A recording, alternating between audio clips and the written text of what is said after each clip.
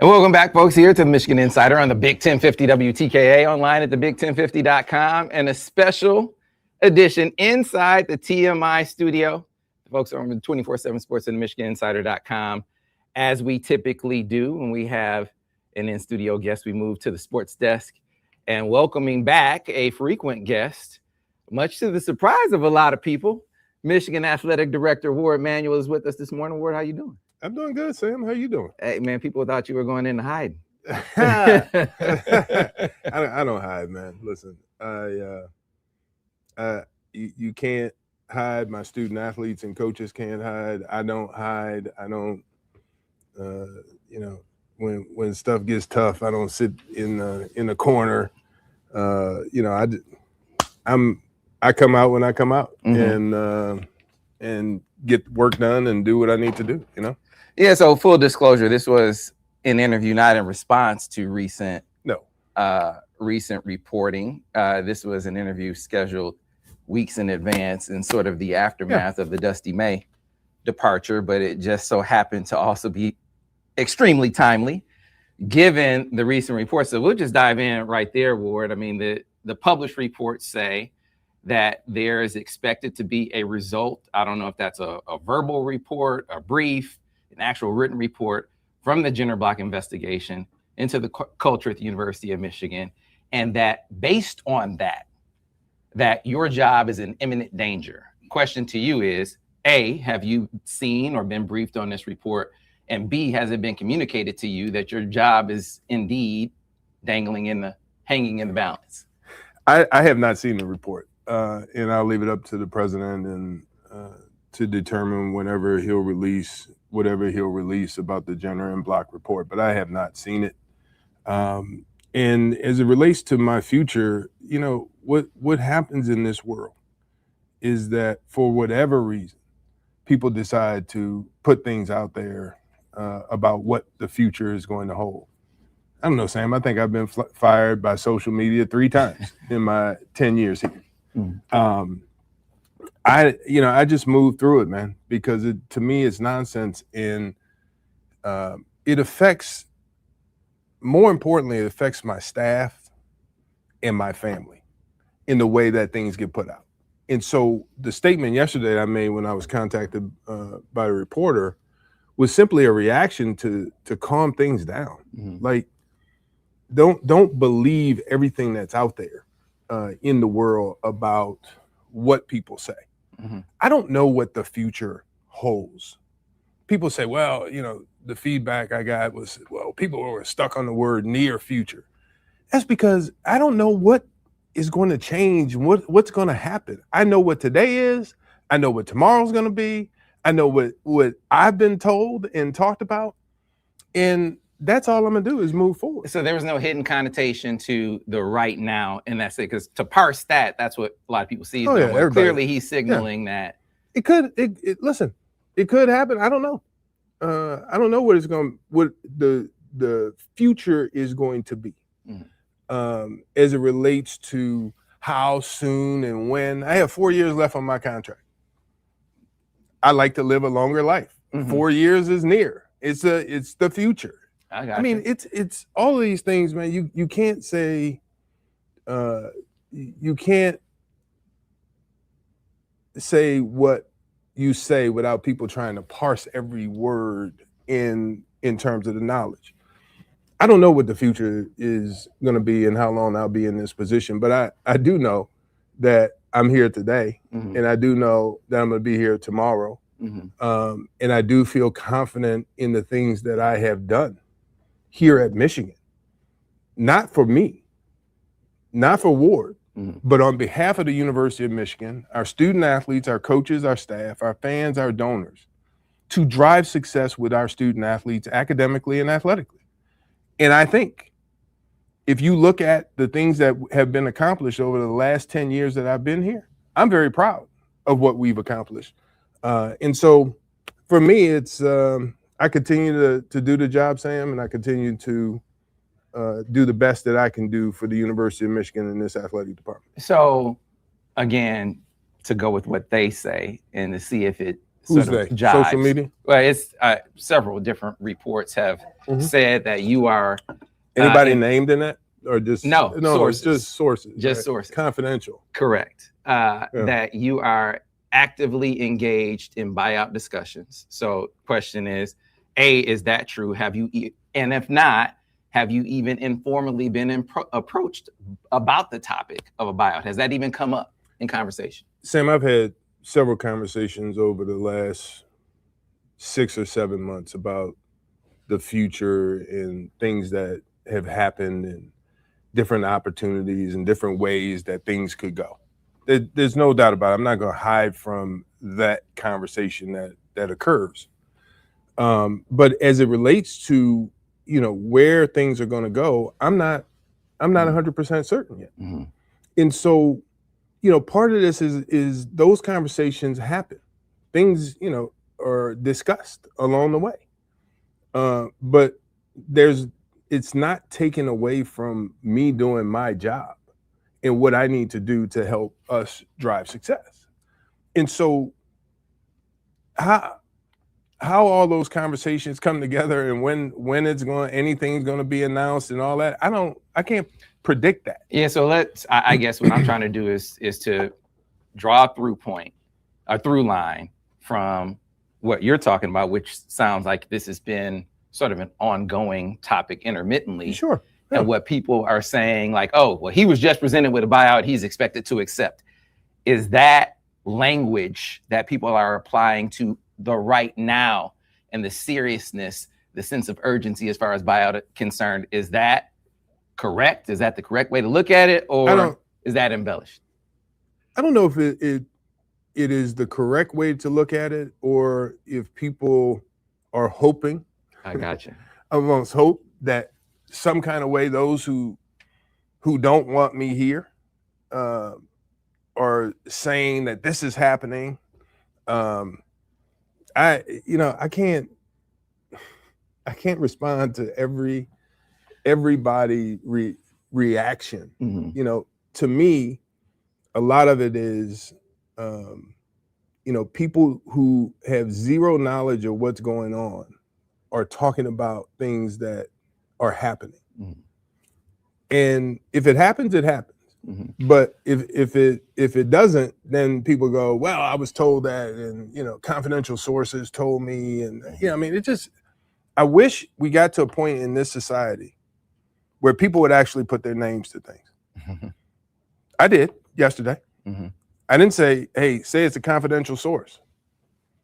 I mean, this is the problem with the way things go on social media and media.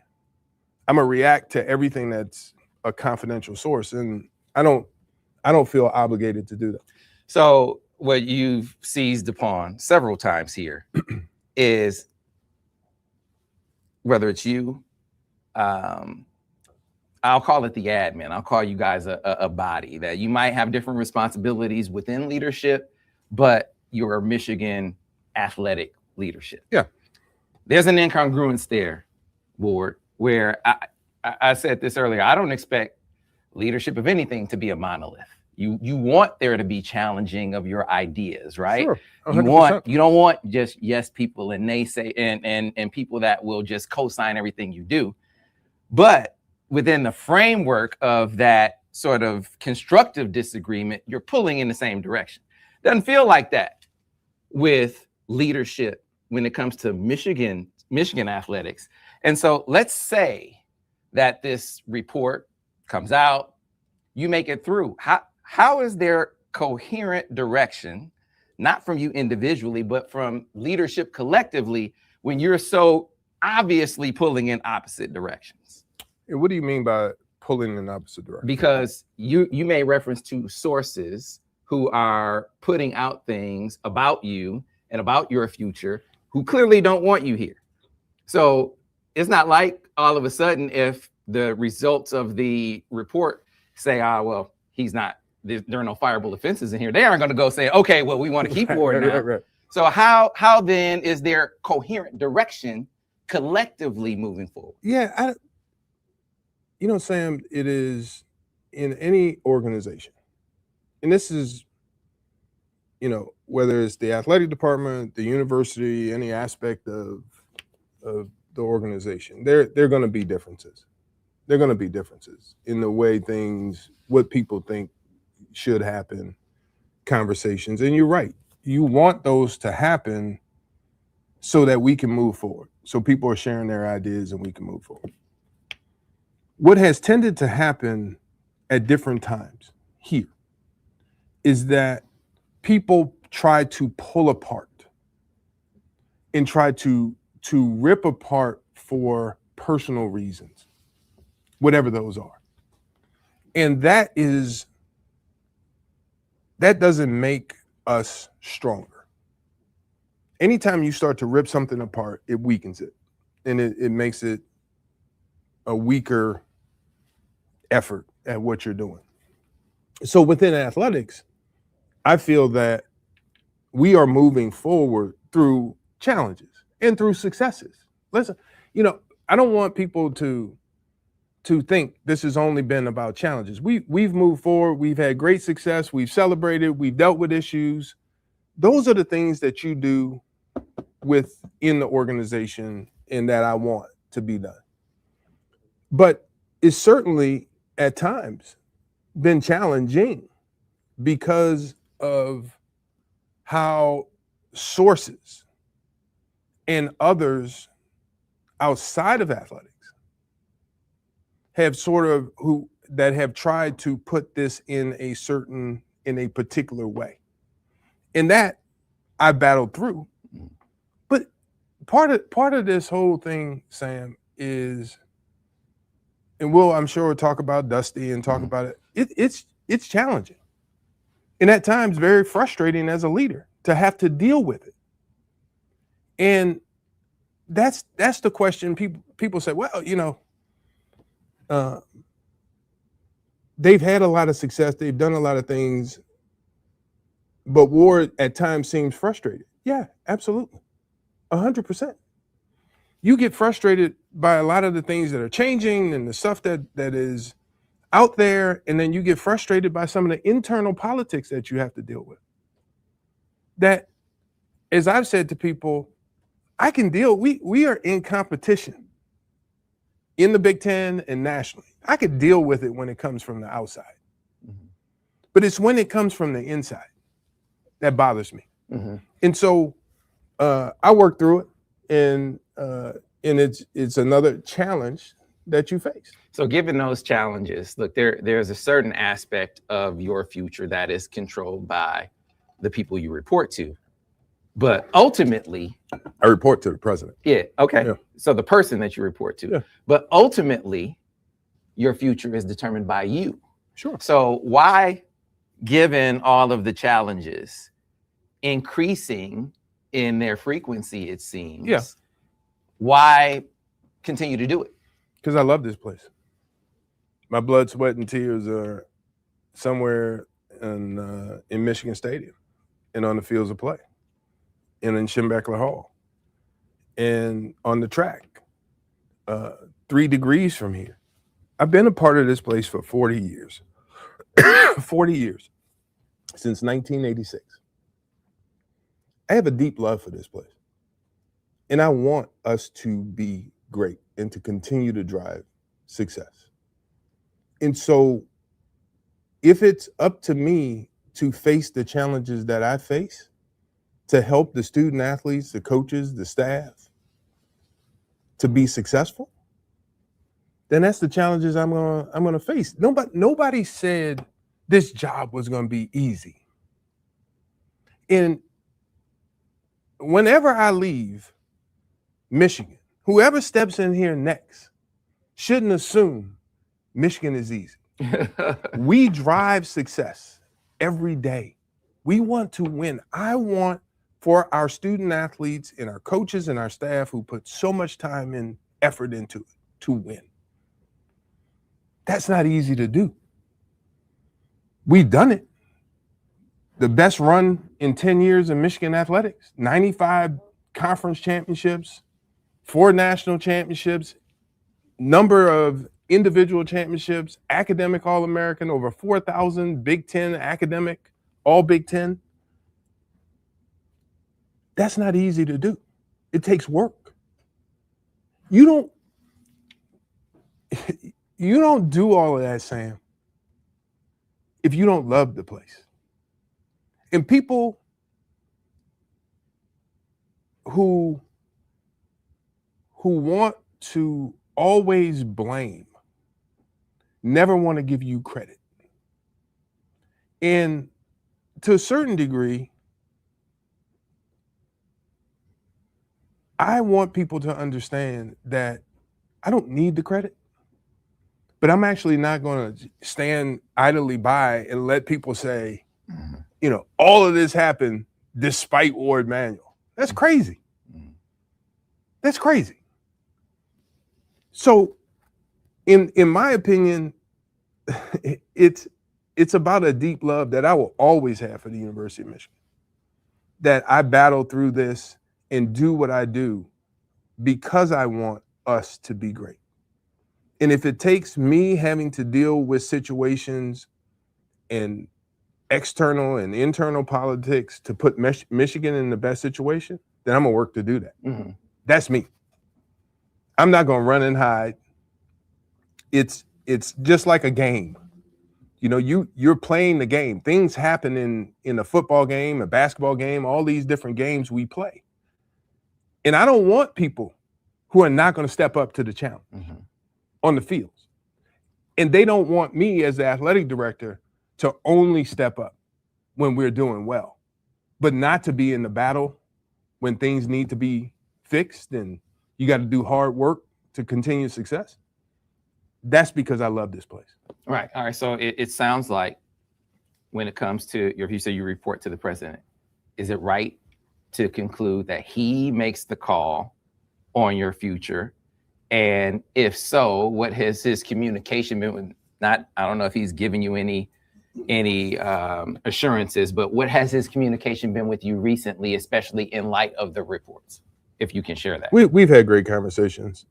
My conversations with him will remain, personal, but had great conversations. He's very supportive of me, very supportive of athletics, doing a great job with the university and tough circumstances, obviously, with the changes that have happened here in the last couple of years with the presidency.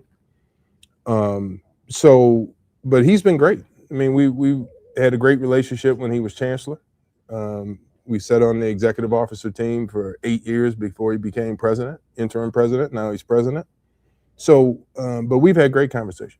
So, and to clear this up for people just who may not understand the hierarchy, are his decisions, as it relates to you or anything for that matter, dictated by Regents or influenced by Regents? I don't think they're dictated at all. I mean, I think the Regents, as the governing body, have conversations with him that I'm not privy to. Just like I have conversations with him about athletics that my staff is not privy to. But I'm sure he has conversations about a whole bunch of things with the Regents, and as it relates to the university, as it relates to athletics, and I'm sure they share their thoughts with him.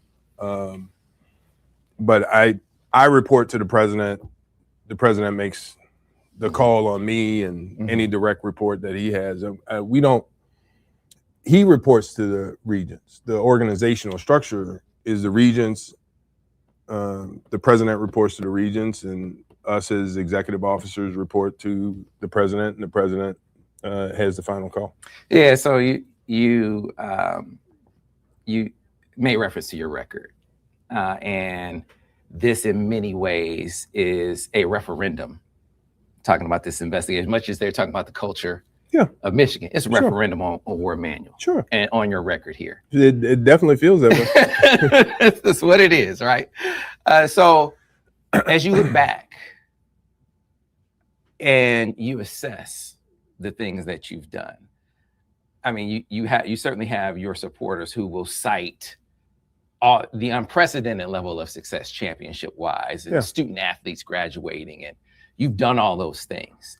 you got the other side, the other faction, who your negatives will totally outweigh the positives, the investigations and all of that kind of thing. But then you have the people who are in the middle, who, yeah, I mean, they are concerned about the investigations, but they acknowledge your successes, and they're kind of in the middle on which way things should go. So this is really the segment that I want you to speak to right now. Let's start off by talking about, of all the things that you're proud of in your tenure, what are the accomplishments that sort of stand out to you when you say, I'm really proud of that? What first or second or third comes to mind when you talk about your time here at Michigan, and as far as what you're proudest of? It has been and always will be about the academic success of graduating of our student athletes. 100%. This is why I love being and working at a university, because it's first and foremost about getting them the education that they need to be successful long-term in life. That's number one. So I'm very proud of the academic All-Americans that we had, the student athletes who were academic All-Big Ten, 80% with a 3.0 last semester or higher. Those kind of things drive me first and foremost. Always has been, always will be in my career. And then from there, you get to the championships, Sam. The first university in the CFP era to win both a football national championship and a basketball national championship. You look at what men's and women's gymnastics did, winning the national championship. You look at the successes of the individual athletes in different sports, track, swimming, wrestling. You look at the growth of our programs in lacrosse and what they've done. Women's tennis and the run they've been on. Women's basketball, going to the Elite Eight, most wins ever in the season, what Kim has accomplished there. You look at all those things, and I'm proud because individually, I know the work that's been put in by the coaches and by the student athletes. And I watched it, and I saw it, and I participated in helping make it happen in different ways. We have great sport administrators that support our program. We have great staff that support our program. As I've said before, regardless of the challenges we've had, 99.9% of the people in this organization are working to do things the right way. And I'm going to work to not have them in this place be defined by those who have made bad decisions. Mm-hmm. That's my goal, is to showcase the great people that we have in the organization, not those who have decided to make bad decisions that we've had to deal with. Mm-hmm. So for me, my pride comes in all of that, in all that shines about how great our student athletes, coaches, and staff are. So when you look back, and so let's look at it reverse, because your naysayers, your detractors, and it's not just naysayers and detractors. Let's set that aside, and not even talk about it from the investigation standpoint. Let's talk about it from the Warde introspection standpoint. When you look back and you say, "Oh man, we could improve there, or we need to improve this." What's the biggest thing from the things that have gone wrong that you've taken away as far as this was an area of improvement that if we do it different moving forward, we'll avoid those kinds of mistakes? What jumps out to you in that regard? Sam, coming out of COVID in 21, and this is not, the public side of it, but internally we had a culture committee. We developed a culture committee. The staff thought, and my head of HR thought this would be a good idea to get a group together coming out of. We had a whole lot of social unrest. Now we're coming back to work. There are people concerned about a lot of different things. So we put together a culture committee, which I thought was awesome. A group that really started to look at what do we want to be about in Michigan in the athletic department, staff-wise. And they did a lot of great work, and we put together a lot of great ideas and moved things forward in terms of who we want to be. that work continues. Culture work and what we need in our organization and in any organization is it's on a continuum. It never really stops. You get to a point, you got to grow. It's kind of like being a family. It's the same thing. You got to grow. You got to get better. You got to improve. You got to do the things that you need to do and put the work in to make the organization better. And I'm really proud of the work of the staff and the work that we put into it. And do we need to get better? Yes, we do. And in all of the things that have occurred, we've tried to do our best to figure out who's coming into our organization, background checks, checking on references, checking off resume references, those kind of things. And sometimes things have happened and people have done things that we don't like, that we've gotten rid of here at Michigan. But this sense that this is a quote unquote bad culture is not true. You can't, in my opinion, you can't have the success we've had and have a bad culture. You can't do it. Yeah, that, I think an objective person will accept that as being the case. And then ask, though, are there ways that you can avoid having people who ultimately don't fit that culture? Can you filter them better? And so you mentioned background checks. How is the process different now than, say, 2, 3, 4, 5 years ago?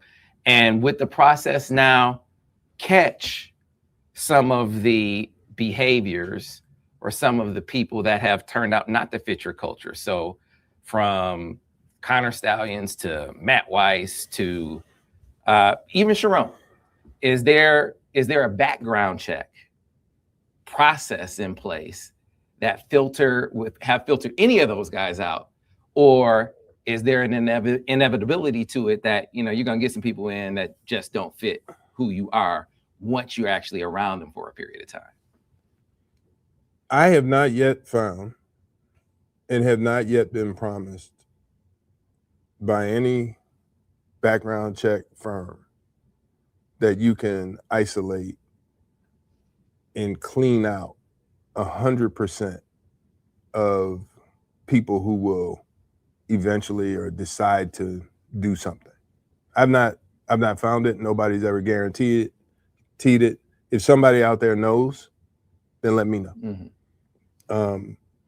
But even in different organizations, there's no way of saying 100% you're going to get. Listen, I spoke to the staff about my expectations and the expectations of Michigan athletics. I talked about the issues that had happened here with staff, with my whole entire staff, as it relates to behavior that is unacceptable, particularly when it happened on campus or happens at another institution in athletics. That this kind of behavior is not acceptable here. Here's an example of what happened at another place. I'm constantly bringing those things up and forward to the staff when they happen, when they present themselves. But again, people make choices. And my responsibility is to deal with the people who make choices that are not acceptable at Michigan athletics, and move through the process and deal with the situation. So if somebody out there knows of something that's 100%, then let me know. But they expect me to be a mind reader of what people are doing. And I don't know anyone who possesses that superpower, but if they do, then bring them my way. Right. Okay. So look, you're never going to be perfect. How has the process, how is your background check process and your oversight process once you do have staffs in place? Yeah, we have a new firm. The expectation of my coaches and administrators are to supervise and to be aware. When things happen, I ask the staff to speak up If you see something, say something. If something is you think there's an issue, bring it up, bring it forward. Those kind of things. But I also in the HR, from an HR perspective, you can't operate on rumors with no evidence. You can't do it, because every time somebody puts something on social media, now I'm firing somebody. Oh, I don't like somebody, I'm gonna put this out on social media. If there's no evidence, there's no evidence. All we could do is look for the evidence that exists and deal with what comes up when there's evidence of something happening. Other than that, rumors can't be the way that people manage. Or and the funny thing about it is, the very people who will come at me with rumors you should have known and you should have dealt with it. When you ask people, do you want your boss to only deal with you because of rumors or evidence? So if somebody puts something out, do you think that's fireable because somebody says, here's a rumor about Sam? And therefore, rumors, I believe any rumor that's put out there about Sam Webb. I get exactly where you're going without you saying it. There are a lot of rumors without corroboration on Sharon, and it wasn't until one of the participants actually stepped forward to actually admit to what was going on that the rumors had any substance put to it. I understand exactly what you're getting at there. I guess as we get to a radio break, what I would ask you would be specifically in the case, and to the extent that you can talk about it, specifically in the case of Weiss in the background check coming in, was there ever any inkling that there should be some concern there? And then at what point from the time that you heard about something being wrong to, hey, he has to be out of here, how long was that process? Without, if you can't share any specifics, I get it, but just timeline. No, there was nothing in the background check. And, listen, this university should be given credit because that came through to our IT department based on something going on a student's phone. And IT looked into it. They didn't ignore it. They looked into it. They discovered it. And it was, once the evidence was presented, it was pretty quick to remove him from that position. I don't remember the exact timeline, but it didn't take long. It wasn't, sitting on it for weeks and months and waiting. It was pretty quick. But that came through because of central IT. That didn't come through anything related to athletics, and we uncovered something. So, that particular piece, there was nothing. Whenever something happens, Sam, we look back and go back and see if there was something we missed. And in that particular case, it was a clean background check. For him, there was no indication of anything like this at a previous work, responsibility. No evidence that Jim had of anything that was going on. He didn't know. I didn't know. We didn't know as a department. So, but when presented with the evidence, you deal with it. So we'll get to a radio break. We'll obviously stay with our people on the stream, but back on the other side here on the Michigan Insider on the Big 1050 WTKA, online, thebig1050.com.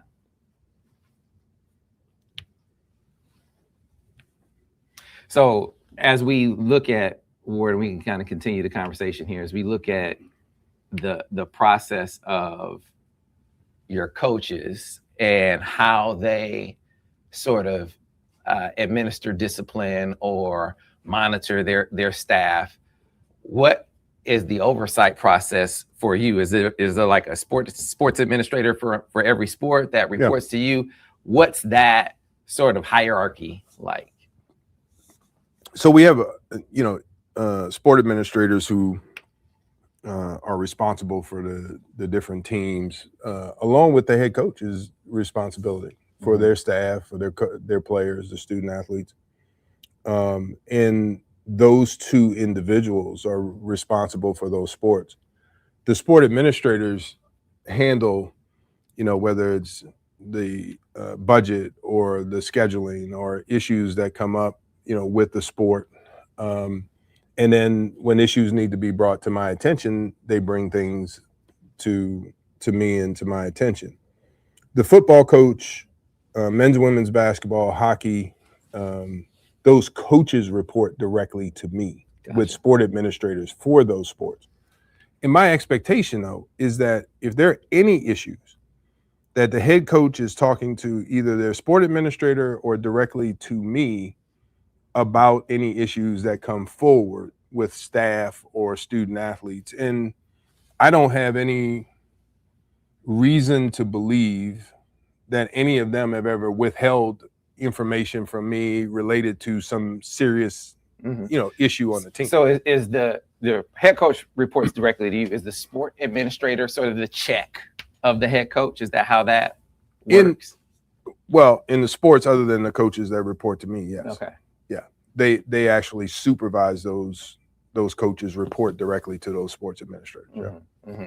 Yeah, I guess the question would be if the head coach was the one who had some sort of issue, who is the monitor of the monitor, if you will, in that case? Oh, it would be the sport administrators and me. Mm-hmm. Yep. So yeah, man, as we move forward, and we'll get deeper into this when we come back from the radio break. Two of your biggest successes are, I don't care if you're sort of a fly on the wall, you realize that 30 seconds.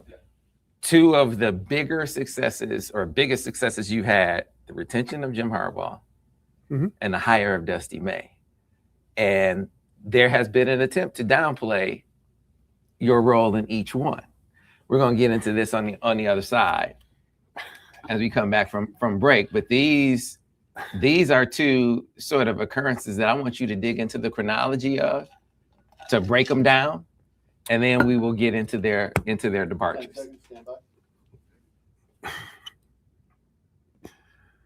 Oh man.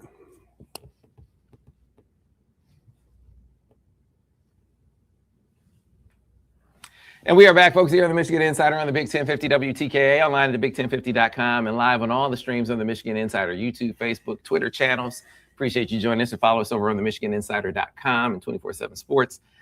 So, Ward, I said during the radio break, Jim Harbaugh, the retention of Jim Harbaugh, the hire of Dusty May, all of the sort of moves as an AD, to me, these were strokes of genius. These were strokes of legit genius. Appreciate it. What I mean, in 2020, at the end of the 2020 season, when Jim Harbaugh, his future is in question. I don't know how much it was with you compared to, there were a lot of former football athletes who were like, hey, it's time to change. A lot of fans. We got them on. We still got the posts up on the board over at the MichiganInsider.com. A lot of fans wanted Jim Harbaugh out. And there were administrators, come to find out, who very clearly, you knew behind the scenes, but publicly it wasn't known, how some administrators wanted Jim Harbaugh out. You made the decision to keep him. And there was a really novel contract. I haven't seen one like it before or since, where can earn everything that was in that contract, but it was incentive laden to get there. He wound up getting there. You keep him, the rest is history. Right. Take me back.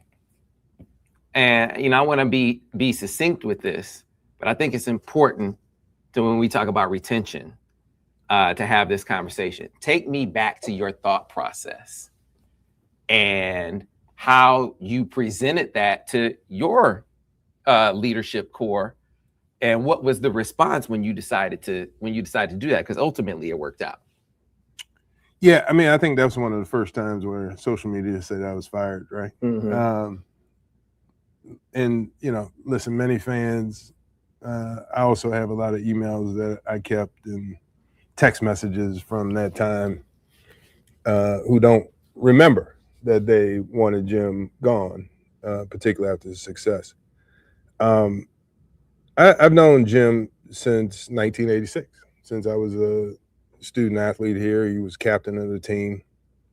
I watched his career over the years, and then obviously worked with him closely, when he was here. And so 2020 happened, and there were a lot of things that went into that season. There were a lot of things we were dealing with for people to remember, back then, whether we were going to play at all in the Big Ten, and we had stopped the season, and we said we would come back, and then we had the shortened season. We had kids that were out because of COVID. We had opt-outs in that year. There were a lot of things that our coaches across the board, all 29 sports, were dealing with as it relates to the COVID season. And so, at the conclusion of the season, yes, I heard from our fans and I heard from different people about, and former teammates of mine, about what I should do and the best decision to move forward and all these different things. I had a lengthy conversation, 2 lengthy conversations with Jim about the program and where it was going, how we were going to correct it, how things were moving forward. And based on those conversations, I felt that he could move this forward. Jim's a great coach. That didn't stop in 2020.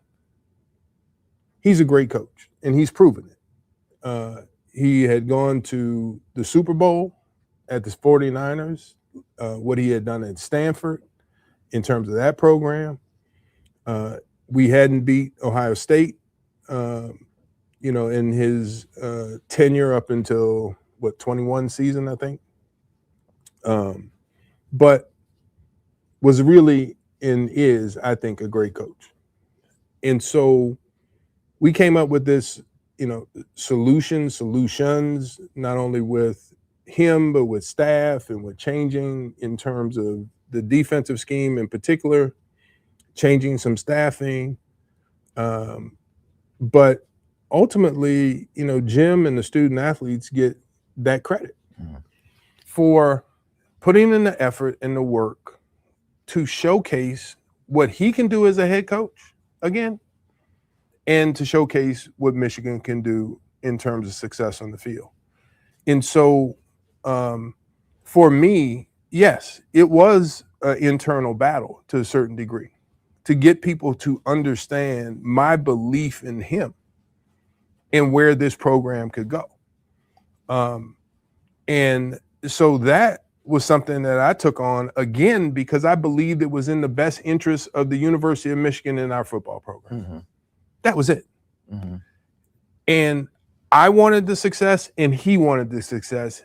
He and I talked about a plan that he implemented, and ultimately the success showed for itself. All right, so let's fast forward 5 or ever many years it was when you made the decision to replace Juwan, which I know was deeply personal for you. And shout out to Juwan, by the way. Saw him down at the Final Four, and you talk about it. It would be very easy for him to be bitter, and he was anything but.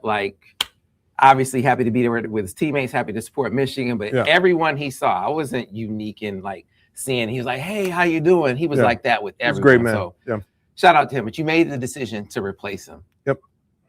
Dusty May was your target. But what I remember, I've talked to Dusty about it. What I remember is that the monitoring of Dusty didn't just start in the moment. That this was something that you had from I guess maybe all athletic directors do it. You keep an eye out in the profession. So take me through the chronology of the monitoring and courtship of Dusty May that ultimately brought him here. Yeah, I mean, as an athletic director, you take care of your sports, but I'm also watching a lot of sports, different sports, and basketball obviously being one. And I watched him, but I had heard about Dusty from Charles Ramsey years ago, in terms of that. And so I'm watching him and, seeing what he's doing at FAU, makes the run to the Final Four, which is really hard to do at a mid-major, really hard to do. And it showcases not only your ability to bring talent together, but to coach that talent, against high-level competition. So I was really aware of him, and then made the decision, the position opens, and working with the search firm, we put together a great group. And, obviously I said, I'm interested in speaking to Dusty May. He had interest, so we had a conversation, just an informal conversation. And in that informal conversation, he says to me, Warde, your wife sold us our first house. I go, what? He goes, yeah, she, when we got the job at Eastern Michigan, Charles Ramsey introduced us to her, and she was the real estate agent to help us buy our first house. And so I was like, and it happened to be that my wife's walking down as I'm having this Zoom conversation, and she remembered that happening. And she said, that might have been my first house that I sold, right? And so he said to me, since then I've been watching your career, and what the progress of your career and what you have been doing at Buffalo and then UConn and then obviously here at Michigan. So it was a great start to the conversation. And then I talked to other people and kept it, and we figured out a time that if things happen, depending on what happened in the NCAA tournament, they played Northwestern. They happened to lose. I was scheduled to leave and go to California at the time. I think women's basketball was playing in the first or second round out there, and I changed my plans and flew down to Miami. And then we met that Saturday evening, and there was a lot of conversations about Louisville being, in the lead for Dusty May and those kind of things. And I told the search firm, and I told Doug Ganaki, who's the sport administrator, I said, let it go. We're not putting out anything that we're involved. Let people think that Louisville is in the lead with this. Let that sort of smokescreen be there. So Dusty and I met, and I invited John Beilein a few days before that to come because he was in Florida. He said, I can come over if you want me to. I said, Coach, I would love that. And it was with one reason in mind. If you remember back then, they were talking about how much better the Louisville job was than Michigan because the academics weren't as strong. Mm-hmm. And I had a Hall of Fame coach in John Beilein that's willing to come and talk to Dusty. And I said to John, I said, talk to him about whatever you want, but do me a favor and emphasize that Michigan can be successful even with the academic strength, that he can get kids here and they can do well and they can perform. Great. So they get in, we all introduce ourselves. John and Dusty are talking for about 10, 15 minutes, and the search firm guy, asked me if I want to continue. I said, no, let them talk. I want them to, I didn't know what they were talking about. They were over on the side. And then we had the interview for about an hour and a half, and I had told John, I said, at a certain point, I'm going to ask if you could step out the room just in case Dusty has some questions that he wouldn't feel comfortable asking in front of you. I don't know what that would be, John. I have no idea. There's nothing. Just want to make sure that he has ability. So we met for another hour. And at the end of that hour of conversation and questions, we shook hands on a deal. And so why did I have you do that, those lead ups? Because there's also a perception that You ran Jim out. Why'd you run Jim out, Warde? And there's also the perception that you didn't do everything you could to keep Dusty. Right.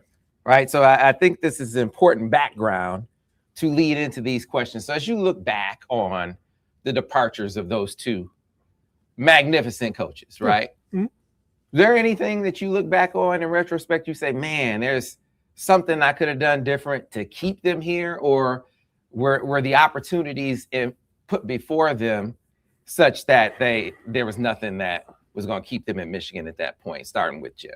Man, look, I look back on it and I have no regrets about what I did to try to keep both of them here. Zero. I know what I talked to them about. I know what I offered them to both remain here as the coach. And both said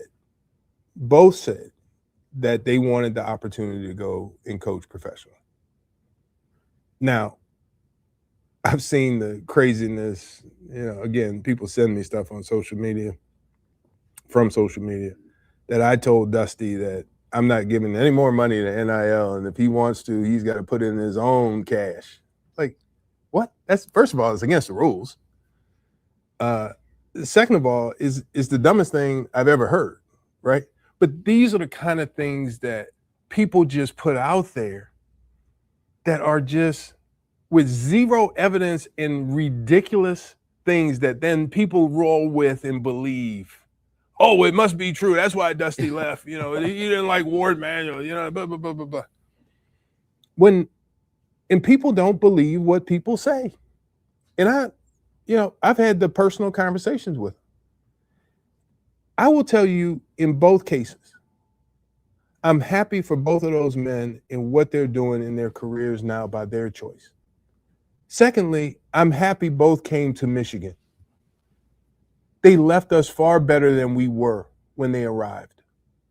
And if anything judges their legacy, it's not that they left, it's what they did when they were here. Mm-hmm. And so for me, I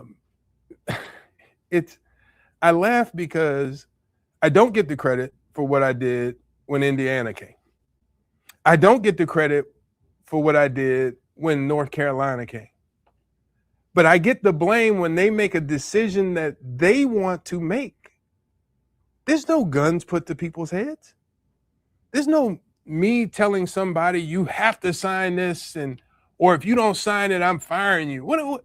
So I mean, those kind of things to me, Sam, are the ridiculous nature of how our fans at times react to things. Give them the credit for making the choices that they want to make for their lives. Yeah, look, I've obviously talked to a lot of people who know Dusty a lot better than me, who have said, look, this was an opportunity that he was always, to go to the NBA, that he was always going to pursue at some point. It just occurred at this time. So I do wonder in retrospect, because Dusty said, I've agreed to an extension. I'm going to sign it as a formality. Yeah, he did. As you look back on it, was there ever any signal in your mind when it was taking longer to sign that there was some cause for concern? No. Dusty, again, people, the schedule that Dusty had to endure after winning the championship was significant. He was rarely in town for, I think, a month. I saw him once in April and then didn't see him again until we had Big Ten meetings in May in California. And then straight from California, he was leaving to go, I believe, to Colorado because he was assistant coach on a USA basketball team. Coach of the Year honors and different things that he was flying around the country accepting, recruiting, and the things that were going on there. So there was nothing about taking long or going through the process, that alarmed me that, he was leaving or whatever. So I didn't know he had the interest until he called and we talked on the phone. about it. And then we met 2 days later. He gave me a heads up he was going to have the conversation. We met 2 days later and had a conversation, and he told me he was going to take the offer. But it wasn't without me trying to keep him or to keep Jim. But they make choices that they feel that were in their best interest and their desire. Look, if I say to a coach, are you going to coach college or never leave to go anywhere else or go professional? If I said, oh, yeah, Dusty just won a national championship, I don't know, Indiana, right? And I say it on this table, yeah, I had a chance to hire Dusty, but I decided not to because he said he was interested in the pros at some point in his career. People would go crazy. People would say, what are you doing? Why didn't you bring him here? He could have won a national title here. I am thankful for Dusty May. I'm thankful for Jim Harbaugh for them to have been here and to have done what they have done. And to me, it should be celebrated. If people want to blame me for leaving, be my guest. I mean, it's ridiculous, but I'd rather have had those gentlemen here producing the success they have than to have not had them here at all. The great kids they recruited, the great teams that they had, the performance of those teams in the classroom, as I talked about earlier, all those things they brought to this place and they made us better. And for that, I celebrate them having been here. I wish they were both still here. They're not. So you make decisions at that point about how to move forward. But this idea that there was this riff and people don't like people, I mean, that never was the case. So 2 topics to round this session out. You go from Dusty and you hire Mike Boynton Jr. And so take me into the thought process there, and then the strategy that you have employed from the contractual agreements that you have agreed to with him and allowed with assistance. And then, obviously there's the conversation to be had when you talk about their ability to retain players, because he's been able to retain all but one on the roster. And it seems tied to the way that you were able to strategically kind of give them a little bit of breathing room to get that roster retained. Yeah, I think, the breathing room comes through naturally, going through and figuring out the next best steps and not just reacting right away. You have to go through a process. You have to figure it out. You have to have the conversations. First of all, Mike is a great person. By all indications, he is extremely solid, well-liked, even, with the 7 years he was at Oklahoma State. He was a vital part of us winning the national championship. And Dusty talked to me about that, right away on that Monday. We had the conversation, talked about him and talked about his input in his involvement in the success of this team, and how great he was to have on his staff, and how great of a commitment he made to making Michigan great. And so we had very good conversations. I am, as most of the time, I get to know the assistants, but I don't know them as well as the head coaches. I go through our head coaches if I have some concerns about what's happening, particularly, on the fields of play, as it relates to the game plan and those kind of things, or if I see something in terms of concern about an assistant, I'll go to the coach and talk to them about it. But so I got to know Mike over the past few weeks, and he's just a great person. He talks about things the right way. He talks about the academics being important to him personally because of how it impacted his life, what he's done around that with his teams, what he's done on the court, on the fields of play. And I think, what I've said is in basketball, unlike football, in basketball, the head coaches get all the credit. In football, a head coach can be fired one place, go to be a coordinator at another, and all of a sudden become the next great head coach, right? You can see it with some of the coaches that were fired and then worked for Nick Saban or went on to in football to be on a national championship staff and then them being a head coach again, those kind of things. In basketball, you don't get that credit. But I think the one thing I did like a lot about Mike is that he had head coaching experience. He dealt with some difficult situations at Oklahoma State. Once he started, they went under the FBI investigation. They had that one assistant.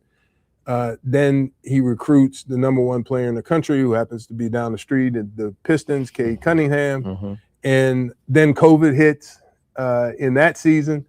And so all of this, you look at it and you say, he's got that experience. He's sat in that seat.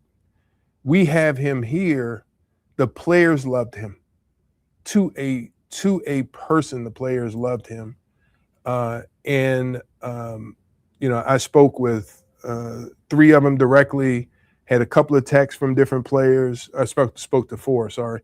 And just were effusive about him and about the staff, but specifically about him.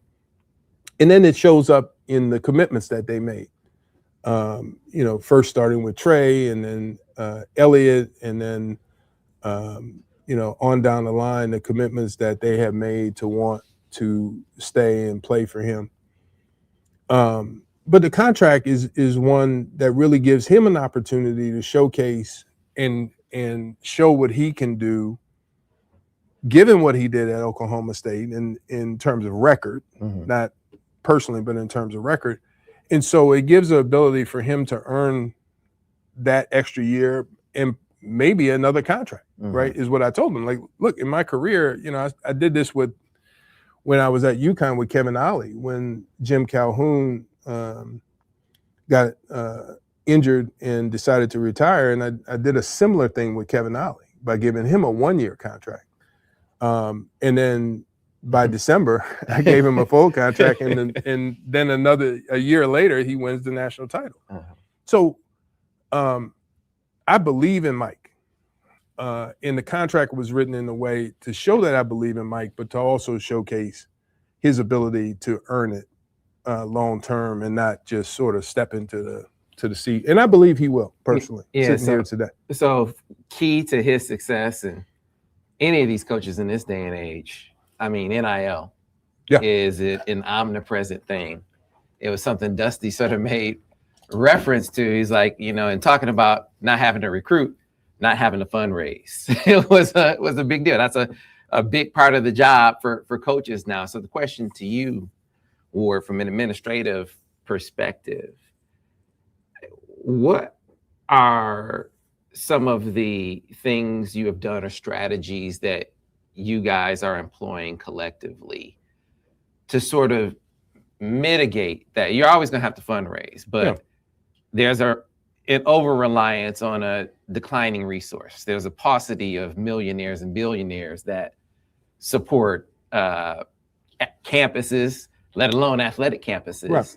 And you're asking them for money over and over again. That's not going to last forever. So how are you leveraging the brand? Maybe it's through your multimedia rights partners, corporate sponsors, advertising. What can be done to mitigate the reliance, the over-reliance on big donor dollars? I think we're struggling with that as an industry in college athletics. I mean, it is not a Michigan phenomenon that this is occurring where there's sort of this fatigue by donors giving. And so all of the things that you just referenced, we're looking at doing, and we hopefully soon will announce a program that we're putting together for our student athletes in terms of NIL and the ability for them to grow NIL revenue for themselves. And so we've been working on it for the past few months. I give a lot of credit to where we have been because of Champion Circle and because people who have stepped up and supported the Champion Circle, and that's not necessarily going to go away. We still need that level of support, and we need people to give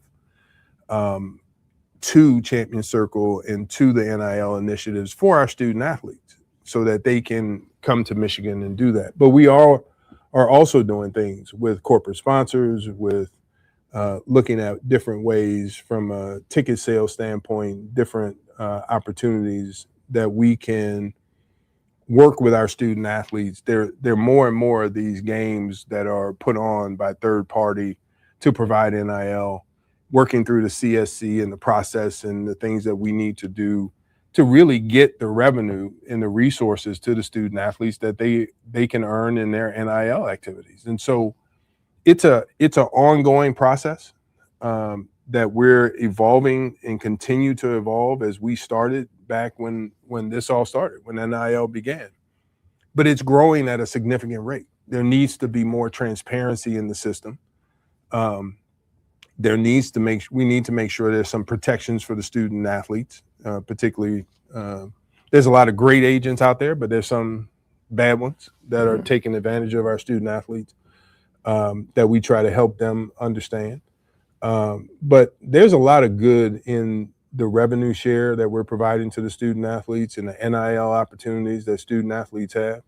And so we'll continue to work to drive that while also continuing to try to work to get the things in place nationally that we need to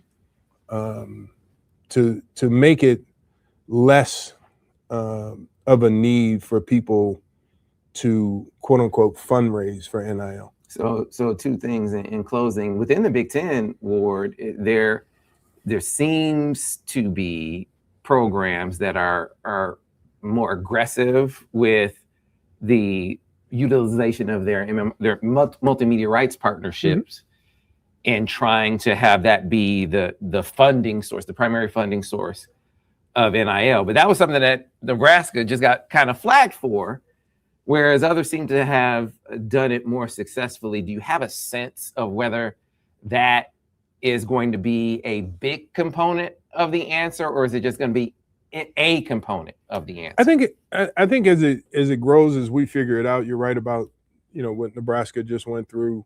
The CSC is working. The commissioners are really doing a lot of work on this to try to figure out where that should be and where that number should be. Where should we sort of put parameters around it? And so our partners have been great in working with Learfield and our corporate sponsors are really trying to assist the NIL opportunities for our student athletes. And so it'll definitely be a part of what we do. But it's one component. It can't be it's not the only answer because we have a department to run. We have 29 sports. We have, 420 staff, 850 student athletes. I mean, we still have a department to run. So we just have to find that balance and drive revenue in different ways, whether it's more corporate sponsorship in Michigan Stadium, which I know some of our fans that's what we're going to close with, are really against. But I mean, listen, it's got resources you have to utilize in this day and age, the resources you have to drive resources to support what it takes to win. And our fans, they love to win and they want us to win. They love to see us win. And so if that is an opportunity that we have to grow revenue that we have not utilized in our history, then that has to be another aspect of what we look at to grow revenue. Yeah, so let's close on that point. What does it look like advertising in Michigan Stadium, jersey patches? I mean, there's a recent story about the Big 12 agreement they came to, and I mean, the picture that a lot of fans have is of the jerseys looking like a NASCAR, like a NASCAR driver, right? Which is probably the worst nightmare for the traditional Michigan fan. So what does in-stadium advertising, not on the video screens, which I know is a part of this, but what is in-stadium advertising, whether it be on jerseys or on the field look like for Michigan? So we currently have in-stadium advertising on our football field. It's called a Big Ten logo, right? We have two of them. And it would look like another logo or two on the field. And that is what you would do on a field, or you could do it on a court. A jersey sponsorship looks like what they've done in basketball, the NBA, in Major League Baseball, hockey, where you have a patch on a jersey with a corporate sponsor that wants to be there. It is not NASCAR-like in that sense. It's not a different patch All over the place. all over the place, and different patches on your shoulder, or even golf, where on your sleeve you have one thing, on your hat you have another, on your chest you have another. But that is a way to generate additional revenue. And so the NCAA passed, matter of fact, I think you can only have 2 jersey patches on your jersey. You can have one logo on the field for one company. And on the court now, but that is a way to open up a different revenue stream to support what you're trying to do to support the student athletes and the programs that you have. And so, we're going to try as best we can to do it tastefully and to minimize where we can the amount of advertising. But we had to open up that revenue stream in order to support the programs that we have. And so I get that it is new. It is something that is not a part of Michigan. But we have shown the ability to do things. I remember the outrage when we replaced the scoreboards and went to a video board. And I remember Lee Bollinger was the president at the time, and I always remembered this quote. He said, "There is nothing," how did he put it? He said, there's nothing significant about having an outdated scoreboard, something to that point. Then we had outrage when we replaced the boxes, the press box, and we put up the boxes. Not from media. Well, I'm just, yeah. The media were very happy. But people look at it now and they go, man, this stadium, when we replaced the scoreboards, people were like, how large is it going to be? Now they weren't saying, we want our other scoreboard back. They were saying, how large is the video board going to be? Is it going to be larger? Is it, that was the biggest thing. They wanted to go bigger. So we're going to open up the revenue stream because that's what we need to do to continue the great success that we have been accustomed to, and to support the teams and the needs that we have in the department to support their efforts. Man, Ward, I appreciate your time, man. We went over here, covered a lot of topics thoroughly. Your spirit is amazingly sort of vibrant, given what everyone is saying. And I guess as we close, you said no man knows the future. Do you at least have a sense of this week? Because that's the way to talk about this week. Something's going to happen. You have a sense as to this week, what it looks like for you? Yeah, I'm gonna be hot just like everybody else. It's gonna be 90-something degrees, and I am going to do what I do every day, Sam. I'm gonna put my feet on the ground. I'm gonna go out and do this job that I love, and as things evolve, I'll deal with them. Mm-hmm. And listen, I have, for as long as I'm gonna be the AD here, however long that is, I've enjoyed it immensely. It's come with challenges. It's not been, perfect in every sense, and I don't know a place that has been perfect. But we have worked to do things the right way. I have been open and transparent and giving of my time, whether that's what I need to do to help us, or during this quote unquote investigation into the culture of Michigan athletics and all those different things. It's, for me, I want this place to be great, and I want it to continue to be great. And I'm proud of the work that I put in. I'm proud of the effort of our student athletes and our coaches and staff, and that's never going to change.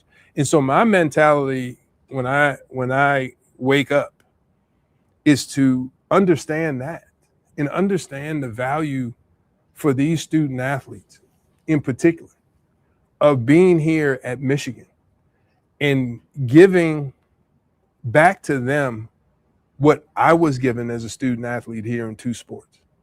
That love, that push, that drive to be great. And all the people who have all the answers, but have never experienced that, never walked in the shoes of these student athletes. You know, it's one of those things that I think, people should understand that these student athletes are young people who are growing every day. And they're not just performers on the field of play. They're people who I care about and my coaches care about deeply. And we are going to continue to be great at the University of Michigan.